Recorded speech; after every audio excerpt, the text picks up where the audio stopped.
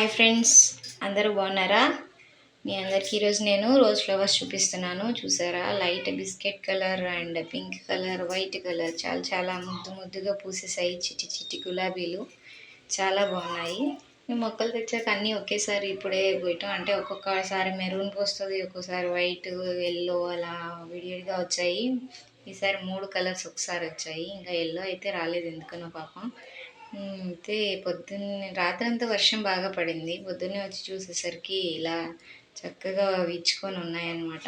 చూడగానే వెంటనే వీడియో తీయాలి, ఫోటోలు తీసి దాచిపెట్టుకోవాలనిపించింది. వీటిని చెట్టు నుంచి కొయ్యాలో అలాగే ఉంచాలో కూడా తెలియట్లేదు, అంత ముద్దుగా ఉన్నాయి. అండ్ మీకు ఒక విషయం చెప్పాలి, అదేంటంటే నా ఛానల్లో ఇప్పుడు సబ్స్క్రైబర్స్ 104 మంది అయ్యారు.